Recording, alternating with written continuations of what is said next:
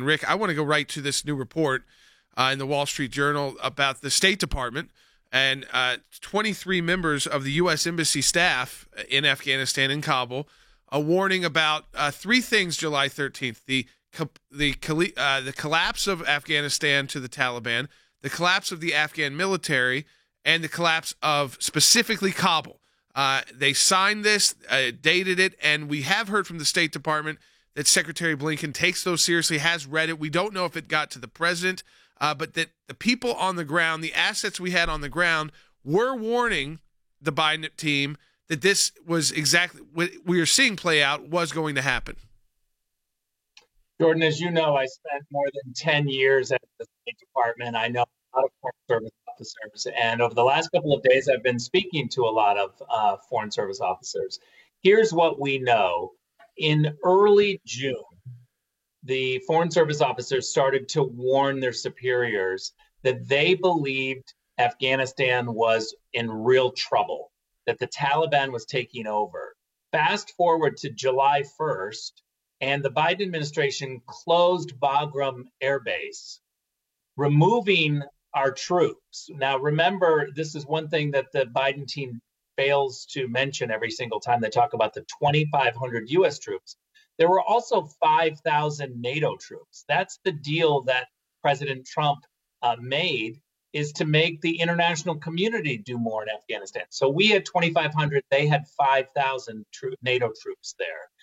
On July 1st, we closed the Bagram Air Base. Troops were removed, but Foreign Service officers and other Americans in Afghanistan were staying. Now, that's a recipe for disaster. When you remove the military from a conflict zone, but you leave behind the State Department and other Americans, it boiled over to the point on July 13th. 22 of the 23 people who work in the economic and political sections at Embassy Kabul signed a dissent cable, which is a very rare thing. They went out of the chain and said, we are not being heard. We are in dire straits. We are in danger. Now, that was July 13th. Fast forward, the political teams in Washington, at the White House, the NSC, and at the State Department and at the Pentagon ignored these warnings for 2 months, and the disaster unfolded. They should have been listening. They should have been listening to State Department officials and intelligence officials. This wouldn't have happened. Rick, there's a lot going on in terms of the way the media is also portraying this. Do you actually see, and I've told Jordan, actually think there's some props you can give to some of the outlets that maybe we haven't given props to for the last 6 years for actually being a little bit more aggressive to the Biden administration. But you also had Secretary Blinken yesterday, or just tweeted, actually not yesterday, just tweeted that he spoke to the Deputy Prime Minister, Foreign Affairs for Afghanistan and Qatar, and they were going to help get them out and get United States and also Afghani refugees to Qatar. Immediately, CNN responds and says, that's not happening here on the ground. There's 10,000 people waiting to get on planes there, and they're saying no. For someone who's like you, who's been the experience you have, is that just a breakdown in public relations, or is that a concentrated effort, do you think, to say, hey, get this out there so then we know the majority of the people will see this and not that? So, we can kind of spin it both ways. It's a great question, and I think the fundamental answer is we have a bunch of people at the State Department, political appointees, who have been hired, who are NGO-type activists. They are not America First people. Look no further than the plane load, a C-17, packed with people coming out of Afghanistan. Those weren't Americans.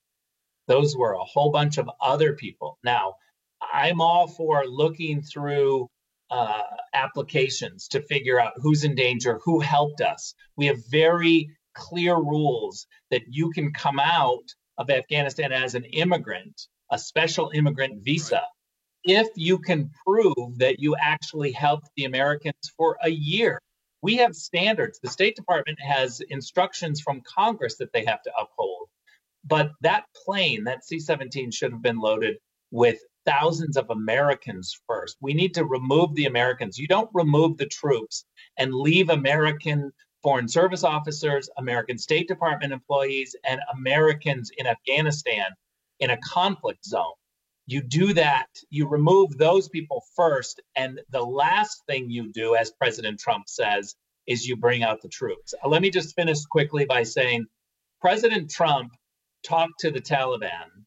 So did Joe Biden's team. There's one difference. The Taliban heard a very different message from the Trump administration. Don't make a move. Don't go forward. Don't try to take over cities. But what clearly the Taliban didn't hear is Biden's demands. I think that's something that's really interesting, Rick, and we talked about when you were on the show earlier in the week, is the demands and what would actually be the rules and regulations of getting out and doing these deals. One of them was maybe some of the destruction of weaponry, and we talked about that with Mike Pompeo as well. This just came out just about an hour ago. The Taliban has been showing off pictures we had the photo, I believe you're watching on social media. Taliban shows off captured U.S. weapons, so putting pictures of themselves, holding these United States weapons. They've replaced the AK-47s, Rick, with taxpayer-funded machine guns and assault weapons. But that is a bigger question. And I know we've only got 2 minutes here. This is a huge question, but we're now sending troops back in to try and secure an airport. Are we? With the amount of Americans, we're told it's somewhere between 10,000 and 40,000, a huge number there, a big difference, that are all around Afghanistan. And with these foreign service officers, too, who are supposed to be operating, and they're like at an airport now, I think, but they still talk about the U.S. Embassy there. This is, to me, I mean, it's bigger than Benghazi in the sense of the scale of what we've done in Afghanistan, the sacrifice there.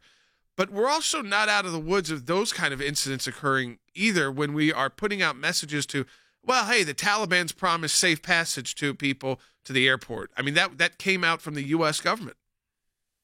Look, the French and the British are out there collecting their citizens. They're not relying on the Taliban. I've already heard from people inside Afghanistan who are faced with multiple checkpoints. The Taliban controls everything around the airport. This is not a one simple checkpoint where you just show your ID and you get through. Not only is there Taliban checkpoints, but Americans and NATO forces had checkpoints, and that's difficult to get through. The Americans don't always believe the paperwork that's being presented. So it's not an easy thing. And for John Kirby at the Pentagon to just completely act like get to the airport and then we'll help you is outrageous. This never should have happened. On the weapons question, very quickly, I'll just say, as Donald Trump was very clear, you bring the weapons home, you bring all of our equipment home. If you can't bring it home, then you disable it and destroy it so they don't get to use it. And that was not done here. I mean, that was clearly not done here. They're showing it off. Rick, as always, we appreciate your insight. We know we'll have you back next week to get in further. We hope that things improve, but we also deal in reality here.